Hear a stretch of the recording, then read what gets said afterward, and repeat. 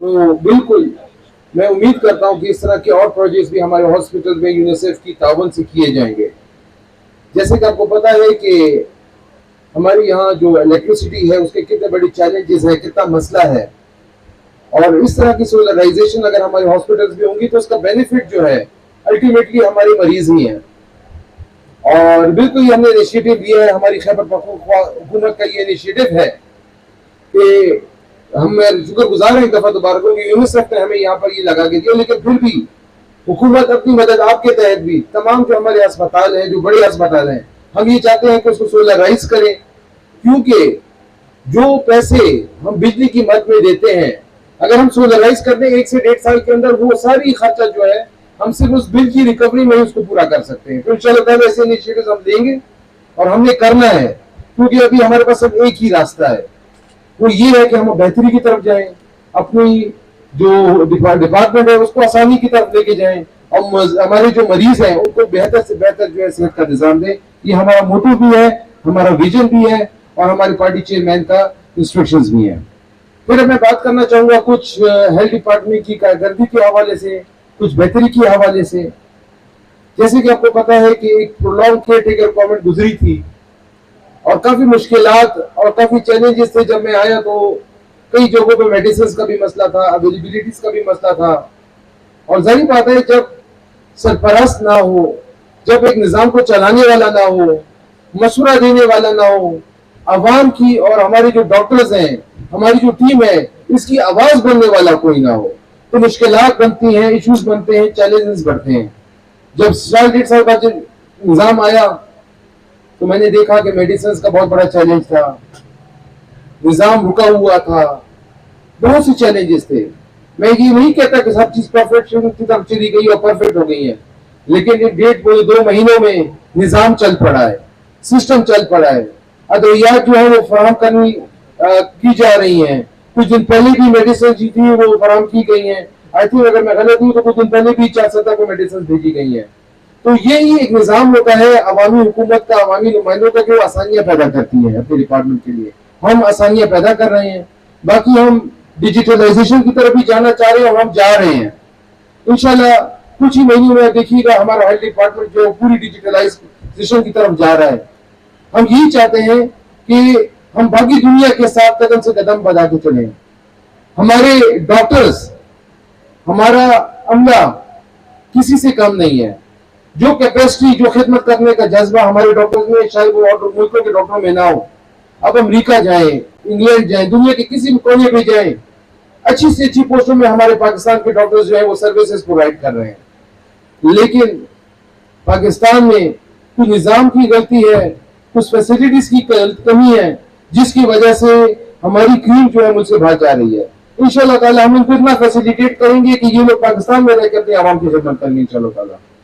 और जहां तक बात है मरीजों की, तो मैं ये अपनी टीम से यही उम्मीद रखता हूं कि आप लोग अच्छे तरीके से देखिए जी, रिस्क अल्लाह देता है, लेकिन जो जज्बा खिदमत होता है, जो विजन होता है, ये काम इंसान उस जज्बे की तौर करता है। तनख्वाह रिस्क अल्लाह की तरफ से वो तो मिलनी है, लेकिन जज्बा हो, खिदमत हो, क्लियर विजन हो, तो इंशाल्लाह ताला अल्लाह हमारे लिए भी आसानियां पैदा करेगा और हमारे जो मरीज हैं उनको भी अल्लाह शिफा देगा। तो इंशाल्लाह ताला मिलते रहेंगे। मैं अपने डॉक्टर्स के लिए, अपनी टीम के लिए 24 घंटे अवेलेबल हूँ। आप लोगों को कोई भी मुश्किलात हो, कोई भी तकलीफ हो, कोई भी चैलेंज हो, मैं आप लोगों के सर पे खड़ा हूँ। मैं आपके लिए इंशाल्लाह तमाम रास्ते निकालूंगा बेहतरी के, क्योंकि मैं चाहता हूँ कि मेरी टीम रिलैक्स हो और डिलीवर करे। और मैं इसमें भी बिल्कुल क्लियर हूँ कि अगर मेरी टीम रिलैक्स होगी, उनके लिए आसानियां होंगी, वो फैसिलिटेट होंगे, तो इसका मतलब ये नहीं कि डॉक्टर फैसिलिटेट हो रहा है, इसका मतलब ये है कि मेरा मरीज फैसिलिटेट हो रहा है, मेरी अस्पतालों में आने वाले लोग फैसिलिटेट हो रहे हैं, उनको दवाइयां मिल रही है, उनको अच्छा इलाज मिल रहा है, उनको अच्छी एटमॉस्फेयर मिल रही है। ये हमारी जिम्मेदारी है, ये टीम वर्क है और मैं टीम वर्क पे बिलीव करता हूँ और इंशाल्लाह ताला टीम वर्क होगा। मेरे कायद इमरान खान साहब का प्रायोरिटी है कि हम सेहत के निजाम को परफेक्शन की तरफ लेके जाएं। मेरे वजीर आला अली अमीन गंडोपुर साहब सबसे ज्यादा फोकस वो सेहत पे कर रहे हैं। वो यही चाहते हैं कि हम आवाम के लिए आसानियां पैदा करें, अस्पतालों को बेहतर करें। मैं आपको बताता चलूं कि हमने command and control centre hospitals में बना रहे हैं, तो पूरा तमाम अस्पताल जो है वो हम मॉनिटर करेंगे उससे। डॉक्टर्स की चैलेंजेस भी हो सकते हैं और मरीजों की भी, सबको हम देखेंगे। फैसिलिटीज जो है, इक्विपमेंट्स हैं, उसकी मॉनिटरिंग करेंगे, उनकी रिपेयर एंड मेंटेन के लिए नेटवर्क बनाएंगे, और डॉक्टर्स की अवेलेबिलिटी में जो चैलेंजेस है उसको हम ठीक करेंगे। इसके अलावा टेक्नोलॉजी को लाने की हम बात करते हैं। आपको सुन के खुशी होगी कि जो गैमा नाइफ है, जो जो ब्रेन ट्यूमर के मरीज होते हैं उनको कराची जाना पड़ता है। इस्लामाबाद में भी अभी ये गैमा नाइफ मौजूद नहीं है, लेकिन अल्हम्दुलिल्लाह कुछ महीनों बाद पेशावर में गैमा नाइफ लगने वाली है। हमारे ब्रेन ट्यूमर के जो मरीज हैं बगैर कीमो के, बगैर सर्जरी के इंशाल्लाह ताला खैबर पख्तूनख्वा में उनका इलाज होगा। ये हमारी खैबर पख्तूनख्वा के अवाम के लिए तोहफा होगा इंशाल्लाह ताला। बाकी और भी बहुत सी चीजें हैं। हम टेक्नोलॉजी की तरफ जाना चाहते हैं, हम रोबोटिक सर्जरीज की तरफ जाना चाहते हैं, हम अच्छी फैसिलिटीज की तरफ जाना चाहते हैं। मैं बिल्कुल ये चाहूंगा कि तमाम डीएचओ साहिबान, क्योंकि मैं महीने में तकरीबन 2 दफा तमाम डीएचओ से जरूर मिलता हूँ। जाहिर बात है, अब कहते हैं ना, जब कोई मुश्किलात आती है तो उसमें आसानी के रास्ते भी मिल जाते हैं। कोविड के बाद टेक्नोलॉजी का इस्तेमाल ज्यादा हुआ तो शायद हमारी भी आसानियां पैदा हुई। अब जूम के तरीके तकरीबन हर 15 दिनों बाद हम तमाम डीएचओ साहिबान से मीटिंग करते हैं। हमारी रिव्यू मीटिंग भी होती है, हमारी आउटपुट कोऑर्डिनेशन कमेटी बनी है, उसकी मीटिंग्स भी होती हैं। तो मैं चाहूंगा कि तमाम डीएचओ साहिबान जो हैं अपने अपने जिले का सर्वे करें। मुझे पता है कि इक्विपमेंट्स की कहाँ कहाँ पर कमी है, अभी बजट आने पेश कर चुके हैं। इक्विपमेंट्स की कमी का बताएं, डॉक्टर्स की कमी का बताएं, जो जरूरियात है मुझे आप उसका बताएं, क्योंकि ये टाइम आप लोग बताएंगे। अगर आप लोगों ने मुझे नहीं बताया तो उसके बाद मैं सुनने वाला नहीं हूँ, फिर मेरी सी इक्विपमेंट और सी फैसिलिटी के साथ मैं आप लोगों से काम मांगूंगा और परफेक्शन का मांगूंगा। तो आप लोगों को एक दफा दोबारा, specially UNICEF, I am really thankful for your kind support.